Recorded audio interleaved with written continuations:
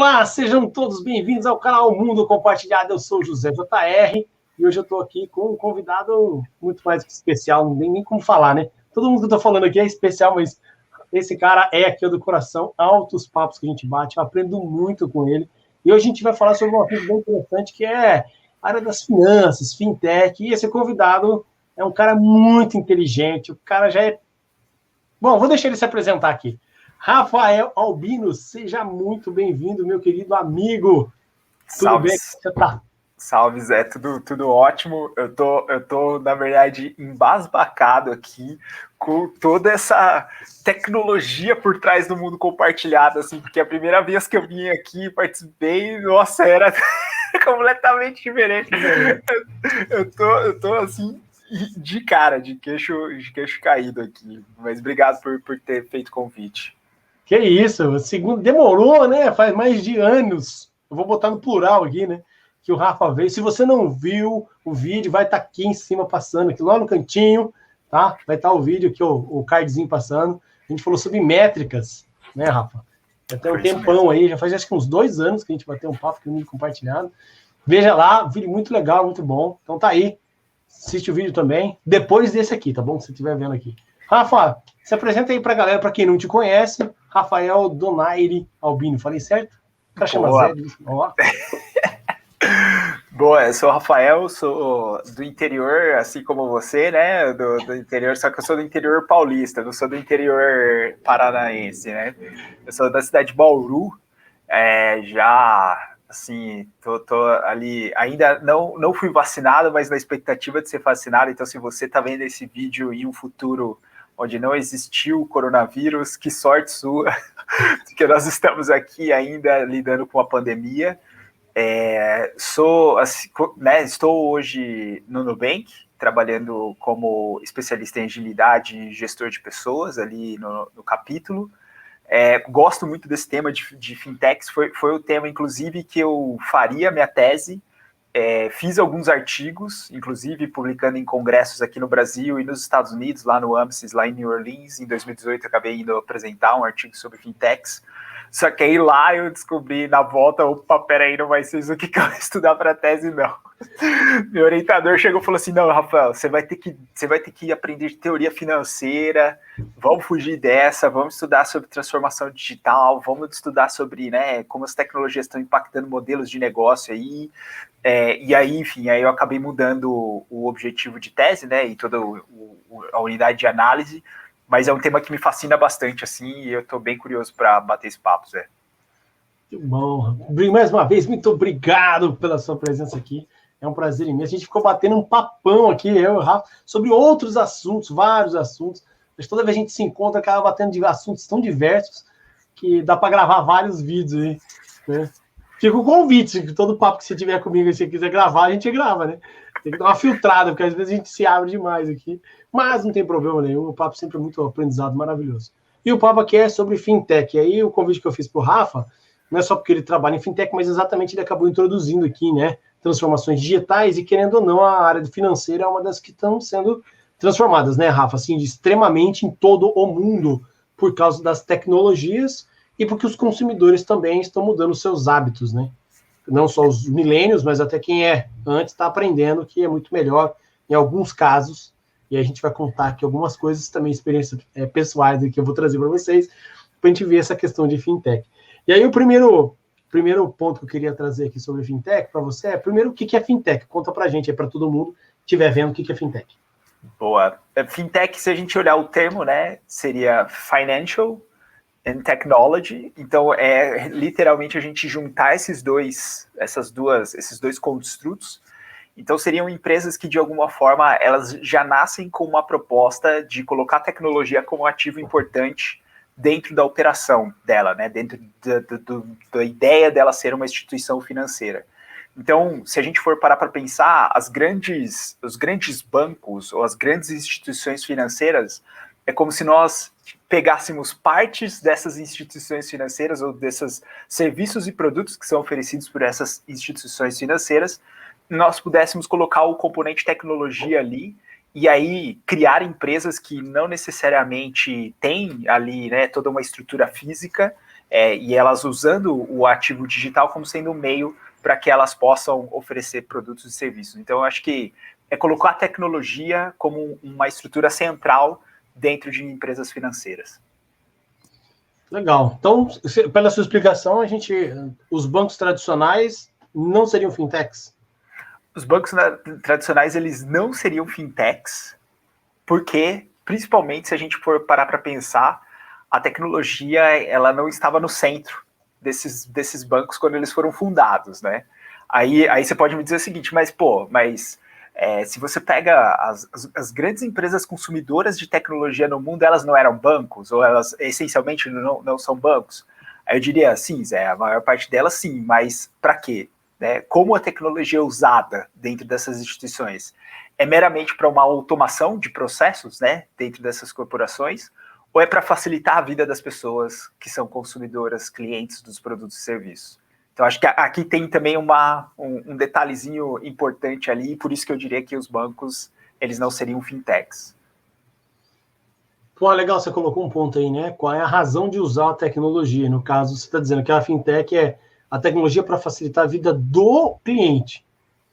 Exato. E nos bancos tradicionais, na verdade, eles usavam a tecnologia não primeiramente ou primariamente para facilitar a vida do cliente, e sim para fazer processos internos, que é uma realidade, né? Exatamente. Quem lembra um pouquinho aí no Banco do Brasil, por exemplo, aqui no Brasil, né? Tem o Banco do Brasil, tem mais de 190 ou 200 anos já, o Banco do Brasil Fundação. Ele antigamente tinha uma coisa chamada CESEC, que era o Centro de Processamento das Informações, aonde dentro para quem não lembra disso ou não sabe da história, né? Os bancos processavam lá, quando você ia fazer o pagamento, fechavam os malotes de cheques e outras coisas, todo o processo financeiro que o banco tinha feito, e mandava para esse centro que as grandes cidades tinham, aonde eles processavam, e aí talvez mandava via telex e outras tecnologias do passado, né, para comunicar aí os bancos, os envios de dinheiro e transações que tinham sido efetuadas ou não. Completo. Hoje em dia está tudo... Como é que é? Pode falar. Hoje em dia está tudo na nuvem, né? Hoje em dia isso acaba sendo instantâneo. E aí, Zé, eu acho que tem um fator interessantíssimo, principalmente com o surgimento do termo fintech, que é como isso se casa com outros dois movimentos tecnológicos, que é a internet, ou a popularização da internet, e a popularização dos dispositivos móveis. Então, eu acho que tem um efeito muito ligado a esses dois grandes ativos tecnológicos que a gente está lidando nesse novo século, que impulsionaram o surgimento de fintechs, insurtechs, né, e todas essas empresas, porque elas já vêm numa onda onde existe uma simbiose entre dispositivo móvel, tecnologia, e internet, assim. Então, e aí, se a gente for parar para pensar uma instituição como o Banco do Brasil de 200 anos, ela nasceu num contexto totalmente diferente desse, assim, né, e a cabeça de quem era consumidor e consumidor era completamente diferente. Fazer um ponto que eu tive a experiência, a oportunidade, criei a oportunidade, né? Eu tenho essa visão minha, né? A gente tem oportunidades e eu também crio elas.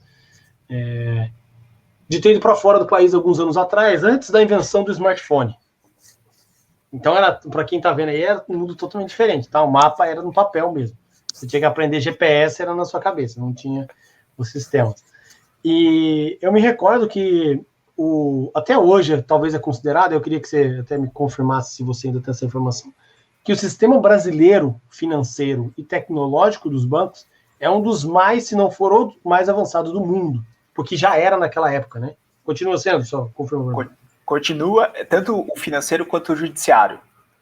Olha que legal. Tecnologicamente falando, nós temos, assim, são duas estruturas de ponta em TI, assim. Que eu me recordo uma vez que eu vim de férias para o Brasil, e aí eu tinha que pagar o meu aluguel, lá onde eu morava na Europa. E aí, no Brasil já existia, antes de eu sair, isso foi no começo dos anos 2000, no final da primeira década dos anos 2000, eu entrei no site do banco para poder fazer a transferência bancária, que aqui no Brasil, lá em 2008, 2009, 2010, você fazia isso tranquilamente. Você entrava lá, digitava dinheiro para a conta tal, mesmo o banco ainda, era facinho. Né? Não dava para fazer. Eu fazia, e eles mandavam uma carta para minha casa com uma senha, uma carta, sabe? Papel, carta, vai lá, galera. Chega lá na sua casa, aí você pega aquela senha, você entrava de novo no sistema e digitava a senha para ele poder efetuar a transferência. Resumindo, não paguei naquele mês o meu aluguel, porque eu não estava lá. Como é que eu recebi a dita cuja da carta? Não teve jeito. E aqui no Brasil estava muito mais avançado. Bom, passa-se aí o tempo, como você falou, né, a junção da popularização da internet mais do smartphone, que trouxe essa possibilidade das fintechs existirem. Certo? Faz todo sentido. E aí a primeira pergunta que eu faço para você, fintech é banco? Não necessariamente. É serviço financeiro. Qualquer coisa. O que a gente, né, aí é muito interessante porque a gente tem algumas categorias, assim. Então, empresas de seguro podem ser enquadradas como fintechs? Podem, as insurtechs, porque no fundo é um produto financeiro que você está oferecendo ali, né? Você está administrando o risco, seja de um roubo, seja de uma morte ou coisas do gênero, e você está comprando o direito de se por algum motivo aquele dano acontecer, você tem ali a grana, as pessoas que ficarem ali vão ter a grana. Se a gente pensar em empréstimo, tanto para fazer empréstimo de compra de um imóvel ou de algum empréstimo bancário para movimentar qualquer outro tipo de questão, também. Então, isso não necessariamente é um banco, né? Acreditas, eu acho que é um case interessantíssimo que a gente tem aqui dentro do Brasil, que pegou um tipo de empréstimo que as pessoas, que é o empréstimo com garantia, né? Que era um tipo de produto que os bancos não ofereciam bem, e a Credis foi lá e falou, opa, peraí, tem uma bela de uma oportunidade, porque as pessoas aqui no Brasil têm muito automóvel, e aí se eu consigo lastrear um empréstimo em cima do bem que a pessoa já tem, eu consigo reduzir a taxa de juros, e eu posso ser mais competitivo quando eu for oferecer crédito para essas pessoas. Então assim, empréstimo é outro exemplo. Acho que tem um que é pagamentos, né? Que tem aí, pipocou, né? Durante o começo dos anos 10, né, desse século XXI, pipocou empresas de pagamento, assim, né? Então, eu acho que esses são exemplos de serviços que naturalmente são oferecidos por bancos e que essas empresas, né, essas fintechs, elas conseguiram criar soluções que resolviam muito bem essas dores que as grandes instituições financeiras elas não conseguiam ou talvez não faziam bem, né? Aí fica um pouco como a pessoa quiser enxergar. Bom, o primeiro, 2 pontos aqui. O primeiro deles é, você usou um termo, e aí a gente vai tentar trazer, eu nem combinei esse café, mas já estou falando com ele aqui ao vivo, explicar alguns desses termos, e quando o Rafael falar, eu puxo aqui para vocês que estão assistindo, tá? Então você falou o termo lastrear, que não é bem comumente usado, é uma linguagem mais da área financeira, e o que seria lastrear, né? Que você falou lastreio bem. Sim, no fundo seria um pouco daquela ideia de você tem aquele bem, eu te ofereço o empréstimo, né, em cima daquele bem, e por algum motivo, se você, né, não pagar e tudo mais, o que eu faço, eu tomo o seu bem, assim. Então é como se A garantia do empréstimo é o bem. Exatamente, eu te amarro dentro dessa perspectiva de que... E aí por isso que o risco diminui, né, Zé? Porque eu sei que você tem algo a me oferecer, caso você não me pague, assim. Então essa é uma das possibilidades de empréstimos que no Brasil não era tão divulgada assim, porque aí as pessoas elas começavam a até fazer comparações com instituições e ver que de fato você consegue ser menos sacana na hora de colocar juros em cima desse tipo de empréstimo. E que aí veio uma empresa com uma ideia de mudar isso e se deu super bem. É uma das empresas unicórnios que a gente tem aqui no Brasil, né? Bom. O segundo ponto que eu quero trazer você acha que os fintechs, elas pegaram toda aquela carteira de produtos e serviços que os bancos, né? Quem sabe entrar num banco mais tradicional, você vai ver que tem meu Deus, você se perde no menu, né, do banco, porque é tantas opções de tantas coisas que tipo, você vai entrando, vai mergulhando em várias coisas, e elas pegaram um exemplo daquilo ali, quer dizer, um serviço que talvez não estava, e começaram a fatiar isso, deixa eu trabalhar só nesse aqui. E aí, como você está oferecendo exatamente um serviço ou produto específico, deu esse boom e as fintechs estão fazendo isso. Seria uma visão? Eu considero, Zé, eu considero. Aí eu vou te dar um exemplo rápido, assim, que é o caso do próprio Nubank. Para mim, tem uma corrente que diz sobre fatores de diferenciação de empresas, líderes, e essa teoria, essa corrente, ela diz que ou você se destaca por produto, então você tem ali atributos muito bons do seu produto que as pessoas falam, eu quero isso. Então a Apple, para mim, é um exemplo muito claro, tipo, eu fidelizo pelo atributo e por aquilo que ele carrega, né? O status que ele carrega e tudo mais. Eu não sei se as pessoas sabem, mas a logo da Mercedes-Benz, ela é menor dentro dos carros conforme o carro é mais caro. Então, as pessoas que realmente, quanto maior a logo, mais barato é o Mercedes. Então, olha que loucura, é um atributo do produto que né, dá uma status, né, uma relação de poder e tudo mais. Então, eu não sabia, eu não tenho Mercedes, então não sei. Eu também não, mas... Brincadeira, eu zoei aqui agora. É pra ser. A segunda característica é uma característica de intimidade com quem é cliente. Então é do tipo assim, você manja muito da dor de quem é cliente, você vai criar uma solução específica para ela, para aquela pessoa, para aquela empresa. E aí é muito difícil, né? Porque aí você tem que dominar praticamente as possíveis combinações para desenhar um produto ou serviço para quem é cliente, mas grandes consultorias têm um pouco dessa perspectiva. Então é do tipo assim, eu tenho uma rede absurda de conhecimento e que eu fatio exatamente o problema que você tem e tem solução para aquilo.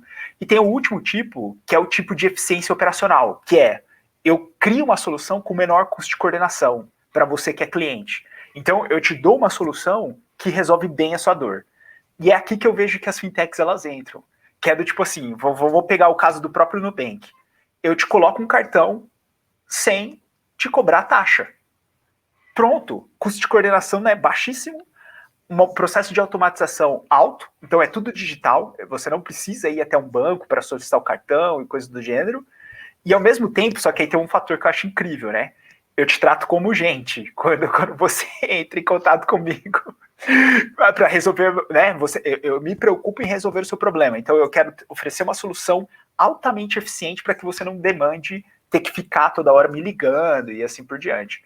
Então, Zé, eu vejo que as fintechs em si é muita eficiência operacional dentro de um segmento altamente ineficiente. Então, acho que essa é um pouco da pegada, assim. Para quem ouviu aqui, se você está entrando ou pegando já o começo aqui, ou, né, desse meio, o Rafa explicou 3 pontos aí de alavancagem de startup, né?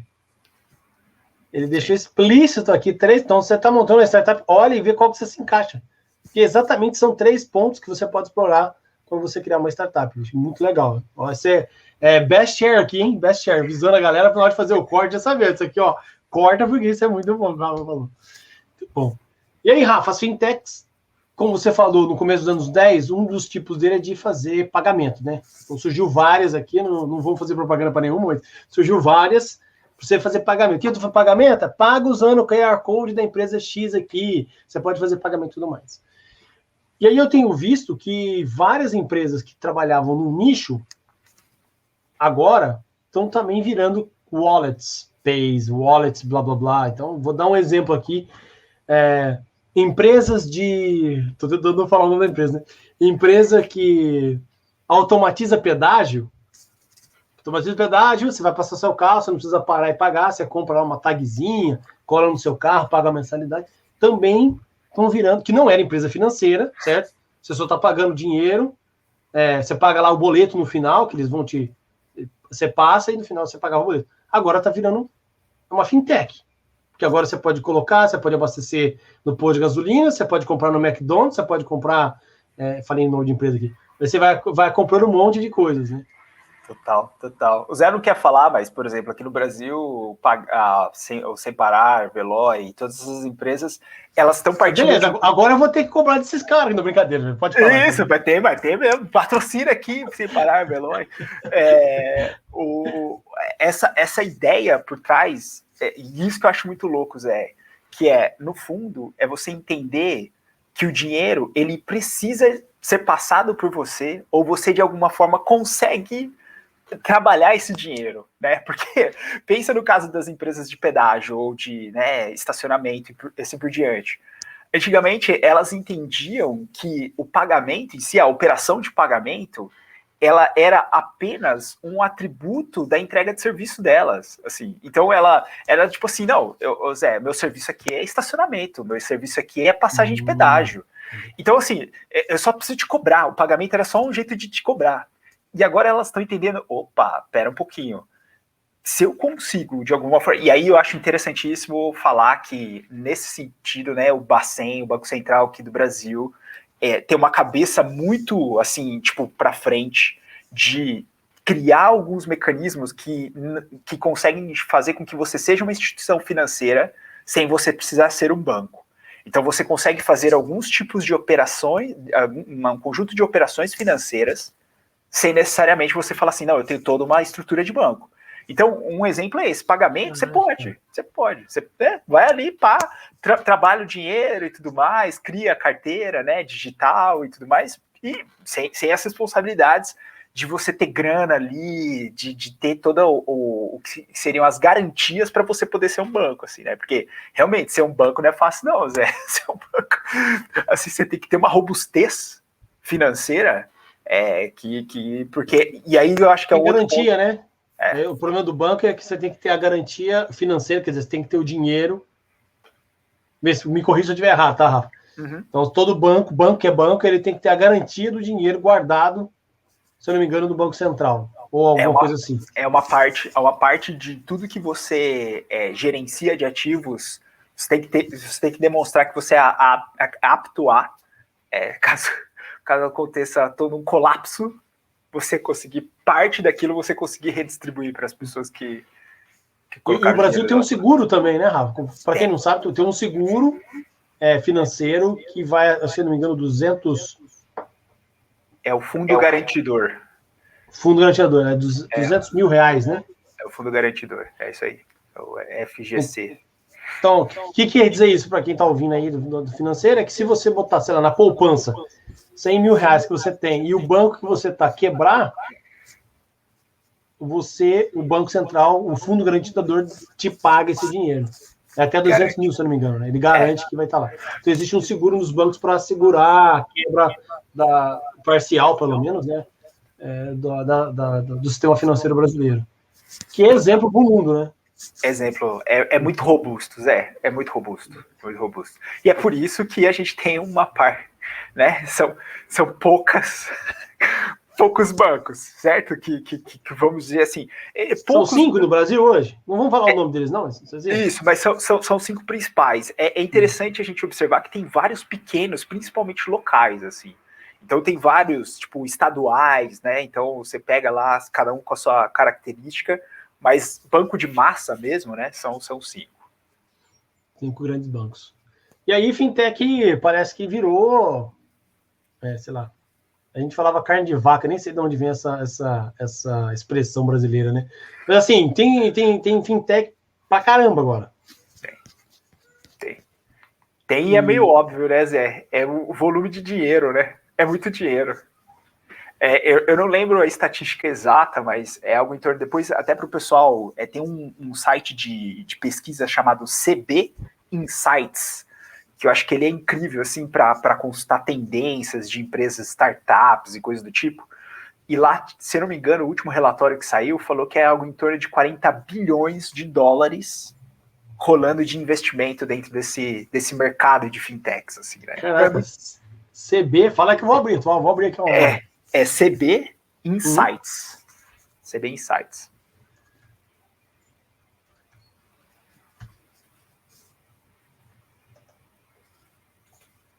Tá bom, achou aqui. Eu vou colocar depois aqui para vocês, cbinsights.com é o site. É isso aí. É o concorrente da Gartner. É o concorrente da Gartner, que a Gartner foi lá e comprou. Você falou o próximo assunto que está aqui, né? Porque o que está acontecendo é que várias empresas fintechs estão sendo compradas, adquiridas por outras fintechs. O que está acontecendo? Como você vê isso no mercado, cara? Esse é o sonho de todo fundador de fintech? Deixa eu criar uma coisa para ver se alguém vem aqui e compra. Olha, Zé, eu acho isso interessante porque, assim, né, eu vejo que, no fundo, o sonho de uma pessoa fundadora de fintech em específico é dela abrir opções na bolsa. Para mim, tipo, um caminho natural de uma fintech é esse, assim, né? Um IPO. É um IPO, porque aí é grana entrando de outras pessoas, né, e você conseguindo, enfim, evoluir o serviço, as pessoas consomem seu produto ou serviço e tal. Agora, se você tem uma ideia muito bacana, num nicho muito específico ali, e você está percebendo que uma empresa, né, uma fintech pode te comprar, você está muito bem posicionado, porque tem dinheiro no mercado, né? É o tipo de segmento que não falta dinheiro, assim. Então, diferente, sei lá, por exemplo, da educação, você conseguir ter, tipo, uma inovação de educação, assim, né, um unicórnio de educação. Vamos falar uma empresa, uma EdTech, né, uma Educational Tech. É muito difícil você falar assim, caramba, ó, essa aqui. Agora, a fintech já é mais fácil. Você tem aqui no Brasil Nubank, tem o N26 lá na Europa, né? Você vai ter outras nos Estados Unidos. Aqui a gente tem o Mercado Livre também, né? Na América do Sul, enfim. Então, seja, tipo, vem vários exemplos na cabeça. Creditas, enfim. A SharePay, que é uma empresa, a SharePay, que é uma empresa brasileira também, PagSeguro, enfim. Aí a gente vai criando aqui vários nomes, assim. Agora, EdTech, não vem nenhum na minha cabeça automático, assim. É verdade, cara. Até porque o mercado é muito mais... Ele é regulamentado, eu acho que talvez até mais difícil de mudar do que a financeira, a parte educacional. Porque existe um currículo, tem o Currículo Nacional Brasileiro, né? Que tem que ser seguido, tem toda uma estrutura que ainda tá ali. E aí, no assunto aqui não é a educação, né? Mas se você quiser saber, a gente bateu um papo aqui, ó, vai ter outro card aqui para vocês sobre educação, parte 1, a gente bateu um papo com a Gislaine e com a Paula, tá aqui também, sobre educação, futura educação e tudo mais. Clica aí, acessa aí, vai ser bem legal o papo que a gente bateu. Rafa, a pergunta aqui é a seguinte, fintech, você tá achando que realmente é bom, cara? Porque aí eu vou trazer o caso, né? Fintech, normalmente, você não tem com quem falar, pessoalmente. Eu tô com um problema, quero fazer, sei lá, um empréstimo imobiliário. Vou comprar a casa própria. E aí o cara não tem alguém para falar, tá tudo no digital. E aí, como é que você vê isso? Como é que você vê esse futuro? Porque é estressante, né? Quando você está tentando resolver, você não tem alguém para conversar ali e te dar aquela... E o tete a tete, né? Como a gente falava antigamente, né? Sei lá se é antigamente, novo ainda, né? O cara a cara, o termo mais novo aí que pode dizer, né? Face to face. Pô, você resolve mais rápido, tem um grau de confiança, porque você está vendo a pessoa, você conhece, tem um nome, do que você abrir um chatzinho, que um bot vai falar com você e falar que preciso de ajuda. E aí, normalmente, ele não entende direito, né? Porque os bots, normalmente, ainda são bem ruins. E aí, o que você acha? Você acha que as pessoas vão continuar trabalhando, confiando nessas fintechs, nesse sentido, assim? Porque quando você falou cartão de crédito, que é o caso do Nubank, pô, é fácil. O cartão vem, eu não pago nada para o Nubank mesmo, só vou pagar aquilo que eu gastei. Não tem um relacionamento, né, direto. Mas esses casos, assim, mais diferentes, né, de outros tipos de serviços, você acha que vai girar? Assim, eu tenho, acho que, para te responder isso, Zé, eu vou me referenciar a uma outra coisa que eu acho importante, que é o fator geracional, assim, essa variável, eu acho que ela é bem importante quando a gente está olhando, e a perspectiva de letramento digital, que eu acho que também é um outro ponto importante, assim, porque, no fundo, assim, né, se você hoje, sendo bem sério, tentar resolver um problema do seu cartão de crédito com um desses 5 grandes bancos, você vai falar com... Na verdade, primeiro que, assim, para você conseguir chegar até falar com alguém via central de atendimento... Os 40 minutos, só de apertando, se é 1, 2, 3, 4, 5, ela vai. Exatamente. Então, né, então tá aí. Aí, eu acho que tem uma outra perspectiva também, que qual é a função das pessoas de atendimento, por exemplo, das pessoas gestoras de banco, aquelas pessoas gestoras de conta de banco e assim por diante. Que eu acho que tem um processo de ressignificação desse papel, assim, que aí eu acho que o valor consultivo que esse papel tem, do tipo assim, olha, poxa, eu tenho aqui um determinado ativo, eu quero fazer um investimento disso, eu quero fazer aquisição de um imóvel, que é uma coisa importante para mim e tudo mais. Você ter esse lado consultivo, eu acho isso, assim, interessantíssimo, porque é o lado, né, o processo da inteligência de alguém te atender e te dar uma solução que tenha fit com o seu problema. Acho que o grande desafio, Zé, que aí é um dos grandes incômodos que as fintechs tentam resolver, é deixar de ser enganado pelas instituições financeiras. Então, acho que é um pouco daquela ideia, assim, a pessoa não precisa te oferecer aquele produto financeiro, certo? Você vai no banco, você quer resolver um problema X. Aí perfeito. A pessoa, ela vem e te oferece 15. Porra, eu não quero. Eu quero Então, eu acho que esse lado, né, esse poder que a pessoa consumidora está tendo por acesso mesmo à informação, fazer as comparações e tudo mais, faz com que o lado do atendimento ele tenha que ser muito mais personalizado e menos orientado aos interesses dos bancos, né? Que acho que é aí que as fintechs elas resolvem bem. Por isso que eu acho que é uma tendência, mas não, eu acho importantíssimo o fator humano na hora de, como você disse, de tratar bem. Aí eu queria só contar uma história, Zé. Uma instituição de seguro aqui brasileira foi numa tendência forte de automatização e um dos fluxos de automatização foi o aviso de sinistro. Bateu o carro, você vai lá, né, tipo, vai fazer o processo de avisar que teve aquele problema. Aí, essa seguradora colocou a solução no ar com a premissa de que iria reduzir o número de chamadas na central, porque as pessoas falam, pô, beleza, tem o aplicativo, vou lá, tiro a foto, né, e tal, resolvo todo o processo de aviso digitalizado. O que aconteceu com a nota de atendimento? A nota de atendimento, a nota que a empresa recebia por qualidade de atendimento, caiu. E aí foram perguntar para as pessoas, clientes que tinham aberto sinistros recentemente pelo aplicativo, por quê, né? Porque agora estava tudo digital, como assim tá pior o atendimento, né? E as pessoas trouxeram, Zé, um dos insights foi, quando eu bato meu carro, eu quero falar com alguém. Eu não quero falar com o aplicativo. Eu não quero tirar uma foto, explicar pelo aplicativo. Eu quero ligar e falar, gente, ferrou, meu carro tá aqui amassado, quero entender o que eu faço e tal. Então, né, acho que só para fechar o parênteses aqui, nem tudo dá para ser automatizado, né? Mas aí fica a pergunta, né?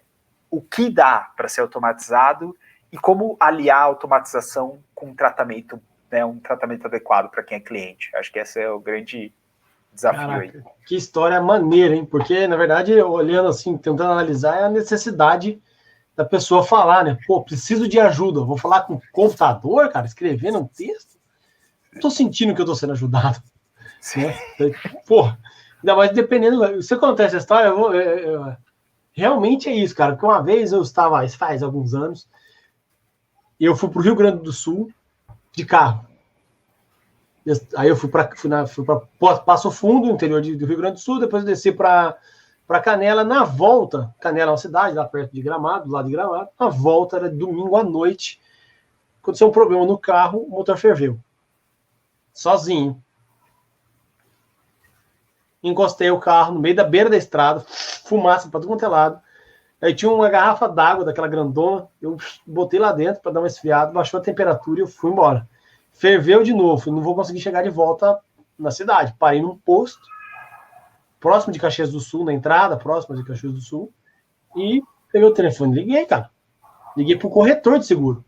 Liguei na seguradora, falei, cara, seguinte, tô no meio do nada, não sei aonde, domingo à noite, movimento assim na estrada, preciso de ajuda e tal. E realmente é o sentimento de você estar perdido num estado, num lugar ermo, né? Quer dizer, nada, só tinha um posto ali, sozinho, que você falou, realmente se mandasse eu entra no aplicativo, eu ia mandar o cara passear, entendeu? Porque aplicativo, velho, eu tô sozinho, não sei o que eu faço, né? Se alguém para aqui, me leva embora, me sequestra, né? Ainda mais que eu tô no meio do nada, pô. E aplicativo, o quê? Me liga, me manda alguém aqui que eu faço, me dá, orienta, né? Realmente esse sentimento. Olha só como eu me coloquei no lugar aí da realidade. Muito, muito interessante. E aí, Rafa, para a gente continuar aqui, pergunta que eu faço para você é o seguinte: se está tudo sendo automatizado, e aí as fintechs estão pegando produtos, né, ou nichos específicos do mercado financeiro e começando a trabalhar muito bem em um para depois iniciar outro, né? A gente, exemplo mesmo do Nubank que você trabalha, né? Começou há anos, né, com cartão, e depois aos poucos foi oferecendo um ou outro serviço, depois mais um, depois mais um. A grande maioria, eu não sei se você tem essa resposta, né, cara? Acho que eu vou te abraçar sem te falar. Como é que esses lugares ganham dinheiro, cara? Conta o segredo, porque a maioria não cobra nada da pessoa que tem o produto ou serviço. Da onde sai o lucro? Porque como é que a galera ganha dinheiro? Juros. Todo sistema financeiro ele é baseado em juros. Então o cliente bom é aquele que atrasa o pagamento, para ele poder pagar um pouquinho de juros para a companhia. Não só, né, Zé? Porque, por exemplo, quando a gente olha todo o processo de intermediação de cartão, esse é um outro exemplo, né? Então, Imagina só, você tem aqui o seu estabelecimento, eu vou com o meu cartão do Nubank atrelado com a Mastercard, que seria ali, né, a intermediária do processo todo. Ao passar o meu cartão ali, comprando um produto seu por R$ 100 dentro do seu estabelecimento, uma parte disso vai para a Master e uma parte disso, pelo Nubank ter sido banco emissor, também vai para ele. Então, assim, né, na essência de tudo, todo produto que é comprado, ele já vem com esse custo que é distribuído, né, os fatores que são distribuídos para as empresas que são intermediárias e para as empresas que são emissoras ou que gerenciam, né, as contas e tudo mais, assim. Então, esse é outro exemplo de como você ganha dinheiro. Eu vou te dar um outro exemplo. A gente não falou aqui dessa modalidade, mas empresas de investimento também são fintechs. Então, o fato de você deixar o seu dinheiro parado dentro da minha empresa, o que eu faço? Eu movimento ele sem você saber, porque eu estou te dando a garantia que aquele dinheiro está ali, certo? Está na sua conta, mas por trás eu estou movimentando ele. Quer dizer, no aplicativo aparece, por exemplo, poupança R$ 10.000, mas na verdade o dinheiro não está lá. Você tá a empresa está trabalhando com o seu dinheiro, fazendo investimento, ação, com outras coisas. Exato. Empréstimo. Empréstimo, que é muito comum, né? A pessoa que solicita e tal. E aí eu vou gerando isso, vou gerando juros aqui. E aí da poupança ainda, eu estou te dizendo que eu te dou 0, alguma coisa por cento ao mês. Eu te distribuo isso, mas desse 0,5% ao mês, eu tirei, sei lá, 10%, 15%, 20% do dinheiro que você tem comigo, fazendo todas essas operações, assim. Então, no fundo, eu estou gerando dinheiro em cima de algo que não é meu. Constituição financeira. Então, na essência, tudo é juros, né? Tudo, tipo, o cerne do sistema financeiro é juros. A pergunta é como é que eu consigo repartir esse juro que você movimentou e ganhou? Você ganhou 10%, me deu só 1%? Pô, não dá para dar uma rachadinha, não? Fazer 5-5? Então, essa é um pouco da proposta dessas, né, das fintechs, que tem se colocado, por exemplo, 200% de um CDI, né, que é um pouco dessa essência, do tipo assim, eu não preciso ficar com tudo, assim, porque, né, imagina, Zé, pensando no Nubank hoje, que tem 40 milhões de clientes, a gente está falando de praticamente 1/5 do nosso país tem uma conta dentro do Nubank. Eu não preciso, sabe? Eu não preciso, né? Tipo, ganhar. Tipo, eu já tô ganhando muito dinheiro por só ter essas pessoas ali. Só pelo fato delas movimentarem o dinheiro delas comigo. Se cada um botar R$ 1.000, pô, faz 1.000 vezes. Se for R$ 1, são 40 milhões. Exato. Exatamente.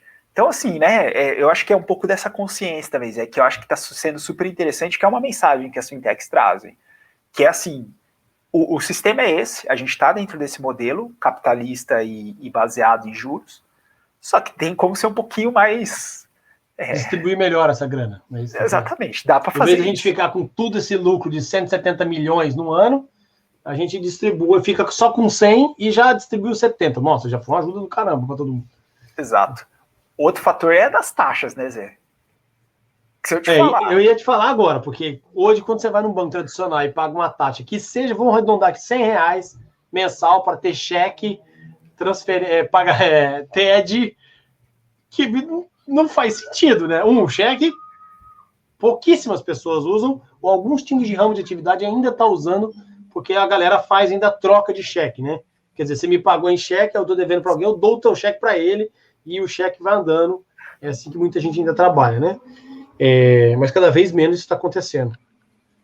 E transferência, e aí entra talvez o ponto final aqui do nosso bate-papo, não tem mais TED, né, Rafa? Porque agora o Brasil, o Banco Central lançou o tal do Pix. Ô Zé, antes de ser lançado, sabe quanto custava para os bancos uma operação de TED? Deve ser centavos, tecnicamente falando, né? É 0,01 centavo. Putz, e o cara cobra R$ 5 por TED se você tiver um pacote bom. Se for um pai, é 10 reais por TED. Rapaz.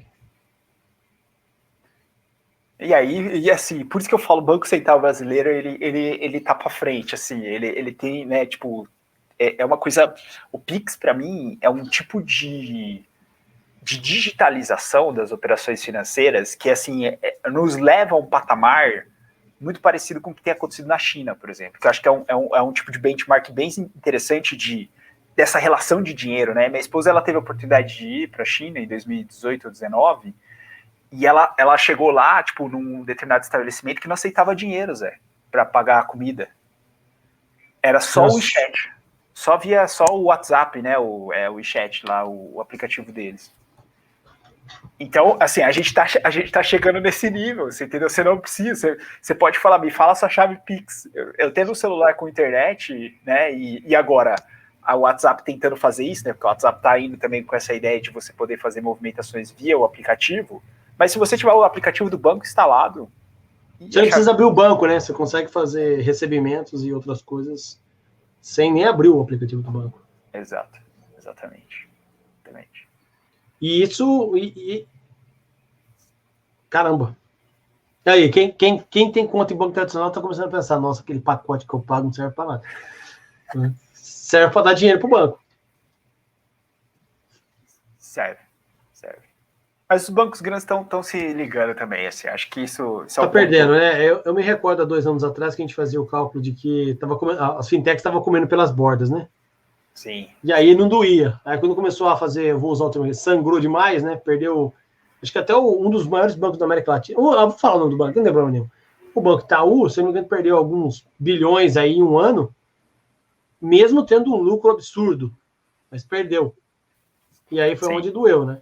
Não sei se foi ele ou outro banco, não sendo bem preciso aqui. Desculpe aí quem gosta de informação exata e precisa, mas aí começou a doer, eles começaram, tanto que agora Itaú, Santander, todos eles têm versões ou compraram startups, fintechs que trabalham na área de investimento, na área de outras áreas aí, né, da área financeira, para eles poderem também fazerem parte desse mundo, né?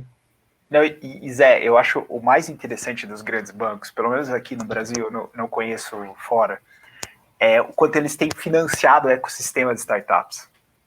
Então, para mim, é mais ou menos assim, isso que eu acho louco da inteligência de mercado de instituições financeiras robustas, assim, que tudo bem, talvez a minha operação mãe aqui, que foi o banco, que já tem 80, 70 anos, talvez daqui 30 ela não faça mais sentido. Mas, por eu ter investido em startups que daqui 10, 30 anos vão ser as empresas, né, do momento, tudo bem, não tem problema, meu dinheiro está lá, eu continuei gerando, né, riqueza ali, eu continuei gerando, porque eu abasteci essas empresas e eu, né, financiei elas, assim.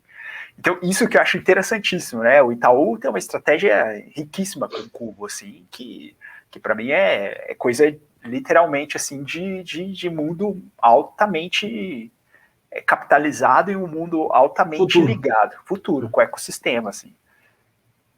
Caraca, a gente nem imagina, né? E o Brasil está exportando fintechs, Rafa, você que está ligado. Sei que o Nubank hoje é um dos bancos nacionais que. Banco não. É banco? Já responda aqui. É banco? É banco. Tá. O Nubank, ele está já na Alemanha, se eu não me engano. Vê se eu estou errado. É a Alemanha que o Nubank está ou não? A Alemanha é só base de pessoas, não é mercado. Não é mercado. Então, onde o Nubank hoje está no mercado no mundo? Como Colômbia, exemplo brasileiro. Colômbia e México. Colômbia e México, que legal. Colômbia e México. E aí, você acha que os brasileiros estão na frente aí tirando a China, né? Vamos tirar a China, porque tudo que a gente fala da China é exceção. Né? Não se conta. Mas em área fintech, né?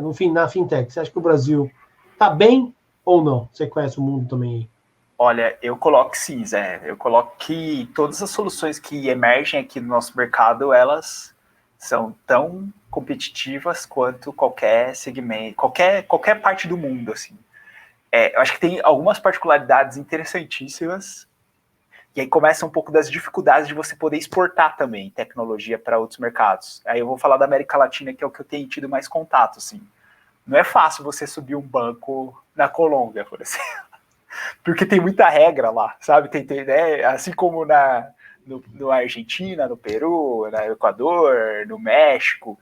Então eu acho que tem um processo de você conseguir conhecer o mercado para você conseguir escalar, né, a sua estrutura e levar ela para dentro. E por isso que eu vejo que é tão difícil os bancos, né, as fintechs, elas exportarem produtos para outros mercados, assim, outros, né, tipo, países mesmo. Outros assim. países, porque da complexidade que cada país tem na sua legislação financeira e tudo mais, né? Exatamente. Que a gente fala que tem o custo Brasil, a dificuldade brasileira, mas os outros países também têm suas características, critérios e regras muito claras, né? Ou não, né? Às vezes não está tão claro assim. Né? Ou não. E aí tem que ser muito interessante você pensar o aspecto competitivo que você vai ter ao entrar dentro do país, né? Então, assim, por exemplo, vamos imaginar aqui, Uruguai. O Uruguai é um país muito pequeno. Pequenininho, menor que vários estados do Brasil, população pouca. E se você tem um custo absurdo para conseguir subir uma operação lá, para que você vai fazer isso assim, né? Não vale a pena usar, sei lá, tem, nem sei, deve ter o quê? 10 milhões de habitantes lá? Vamos achar aqui. Deve ser por aí, né? É bem pouquinho. É uma cidade de São Paulo, quase, né? É por aí mesmo. É por aí. É muito pequeno. Vamos ver aqui, ó. Usando o Uruguai. Já que as pessoas gostam de dados, já que a gente está falando aqui, né? E eu também sou. Não pode ser. 3 milhões 462, de acordo com o Google. Caraca! Nem vale abrir a pena toda a burocracia. Se for burocrático, não vale a pena nem começar a abrir para ter 3 milhões. Você atende aqui no Brasil, pô. É isso. Você vai no estado de Sergipe e resolve o problema. Quase isso, né? Eu não sei quanto tem de Sergipe, mas é quase isso, né? É isso. 3 milhões de pessoas. Caramba. E essa é a beleza do Brasil, né, Zé? Por isso que eu vejo que o mercado brasileiro, até saiu uma matéria super interessante da Sequoia, que é uma dessas grandes venture capitals, né, essas empresas que injetam dinheiro aí em startups, falando sobre o horizonte da América Latina. Então, o Nubank, Rappi, são cases muito interessantes que mostram o tamanho da América Latina. Porque se você soma todas as populações dos países da América Latina, você tem algo aproximado a 1/3 da China, se eu não estou enganado, e o tamanho da Índia, que é um dos, né, os maiores países do mundo, né? Terceiro ou segundo, se não me engano. 1 bilhão e alguma coisa. Então, assim, é muita gente. É muita gente. E gente consegue... que não está no mercado financeiro efetivamente, né? Comparado à população europeia e americana, por exemplo, ou do norte da América, né? América do Norte, né? A bancarização, né? Muito menor, né? Isso aí. Então, a gente tem uma oportunidade imensa aqui dentro do Brasil, e aí pegando os países latinos também, que faz com que o jogo a ser jogado, ele fica muito rico, ele fica muito, né, e você conseguir, imagina que loucura, né, você conseguir transacionar dinheiro na América Latina, sem se preocupar com taxa. Você já imaginou que mundo lindo seria esse, assim, né, de literalmente os muros, eles não existirem pelo fato de você ter uma instituição financeira fazendo isso? Será que as regulatórias, né, as empresas regulatórias, ou organismos regulatórios dos bancos vão permitir isso? E aí, para acabar com, talvez finalizar aqui, infelizmente, nosso papo não fica tão gigante, mas talvez a gente pode fazer uma segunda parte, está havendo, não sei se você sabe, mais uma vez eu acho que eu vou abraçar o Rafael, sem ter combinado com ele, está havendo uma discussão, principalmente, acho que, se não me falha a memória, entre grandes nações, sobre um imposto financeiro único, pelo fato que agora as empresas estão conseguindo fazer essas transações sem esses muros, ou divisões de lucro diferenciadas, e, né, todo o processo que você consegue brechas financeiras, ou são... nem são brechas, né? Porque quando a gente fala de brecha, parece que a gente achou uma fissura, um jeitinho, não. Mas são regras não vistas, né? Que aquilo que não está regulamentado e não está proibido pode estar liberado, né? E aí as pessoas aproveitam esse momento para fazer as empresas aproveitam para fazer isso. O que você acha sobre esse assunto? Primeira pergunta. Essa taxação. Esse processo de taxação, eu acho ele assim, desde que a gente entenda o porquê que está sendo proposto isso, né? Eu acho que é sempre válida a discussão, assim, né? Porque o termo que me vem na cabeça é sempre com relação a isso é manobra, né? Você está manobrando aqui, entendendo como funciona a regulação daquele país para você conseguir usufruir desses benefícios que tem nessas zonas cinzas, assim. Dentro de uma essência que seja uma zona cinza que promova a inovação, que ajude as pessoas a realmente conseguirem criar soluções diversas, assim, né, ou soluções criativas, eu acho que isso, assim, isso é necessário. Por quê? E aí, Zé, assim, eu não vou ser hipócrita. Os grandes bancos, as grandes instituições financeiras, elas são reguladas por um grupo muito nichado de famílias, assim.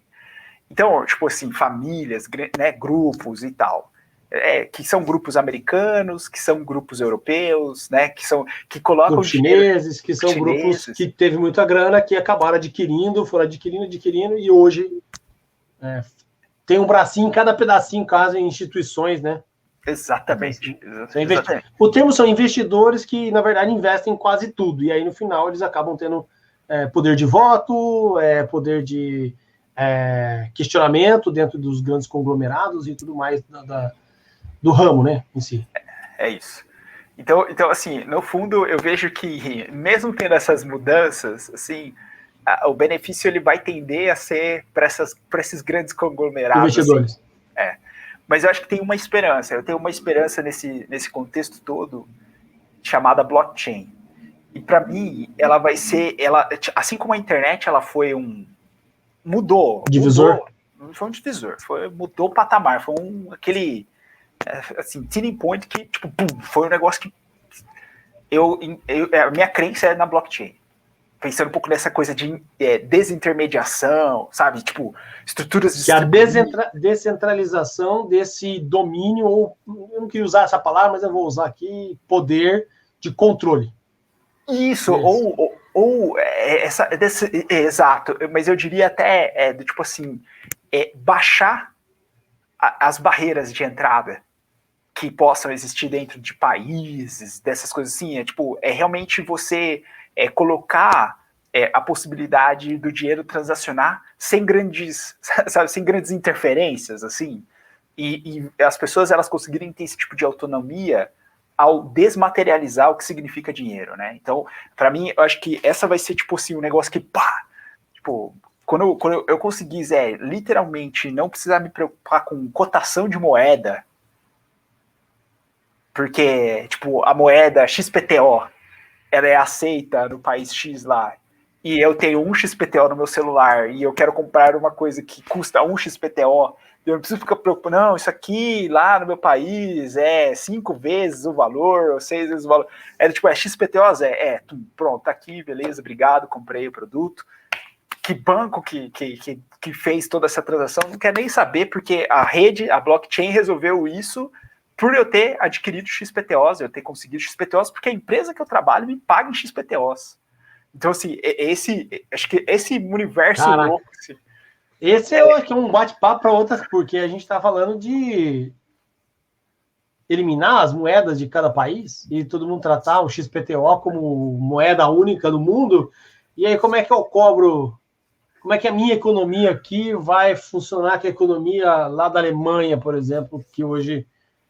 Ou vou pegar na Alemanha, vamos pegar a Inglaterra, que hoje é a moeda que tem maior valor no mundo, né? É a Libra. É a Libra. Libra esterlina, né?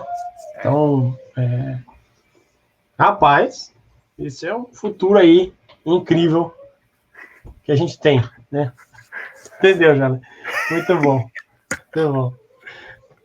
Rafa, cara, quero te agradecer bastante aí pelo dia de hoje e deixar últimas palavras aí para você dar um recado para a galera. Eu adorei o papo, assuntos profundos aí para a gente explicar. E aí, quem não tem uma conta numa fintech, aí já começa a pensar em qualquer uma. Não vou fazer propaganda de nenhuma aqui, né? Mas veja aí que às vezes você tem algumas vantagens, principalmente do atendimento, que eu acho que o Rafa trouxe muito bem aqui. A maioria das fintechs tem um atendimento muito legal, muito personalizado. E é tão fácil tanto você entrar quanto sair, né? Se você não encontrou um atendimento bem, você pode sair. Rafa, últimas palavras sobre o assunto aí, para a gente dar tchau para essa galera.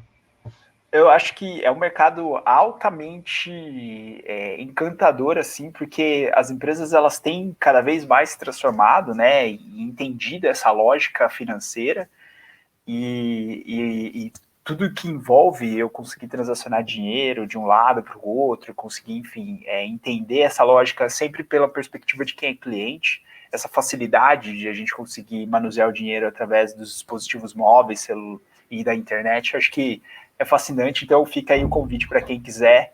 Tem muita oportunidade dentro desse segmento, no mundo todo, e eu acho que para quem gostar, né, dessa lógica financeira, econômica, é um ótimo segmento para seguir.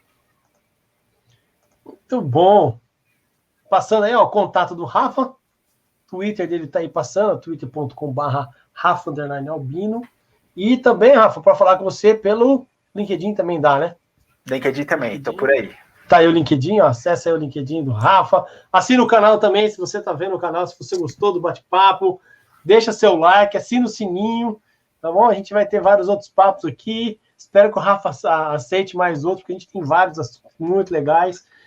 E se você gostou desse assunto sobre financeiro aí, dá um like aí, manda também e-mail para mim aqui, ó, deixa o seu comentário, que eu tô tentando aí, vamos ver se a gente traz um cara especialista também aí na área financeira, brasileiro, que está lá nos Estados Unidos. Vamos ver se eu consigo trazer aqui, vou bater um papo muito interessante, de anos de experiência na área financeira. Então, vou fazer um convite para ele hoje ou amanhã, vamos ver se vai dar certo aí para a gente trocar uma ideia. Rafa, cara, mais uma vez, muito, muito, muito obrigado, cara. É muito, muito, muito bom sempre ter você aqui. Pessoalmente, é uma honra ter te conhecido há alguns anos atrás, você e sua esposa, até hoje a gente bate um papo. Para mim sempre é emocionante te chamo de amigo, porque os assuntos são profundos quando a gente conversa, até íntimos. Obrigado mesmo. Espero que você que estiver vendo aí o canal Mundo Compartilhado tenha gostado.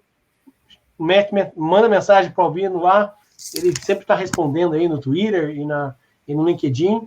E se você gostou, veja todos os vídeos. Compartilhe com o seu amigo, mesmo se você acha que ele não sabe muito sobre esse assunto, manda para ele saber mais sobre esse assunto do Mundo Compartilhado. E a gente se vê no próximo vídeo, beleza? Um abraço, Rafa. Obrigadão, cara. A gente se vê na próxima. Falou!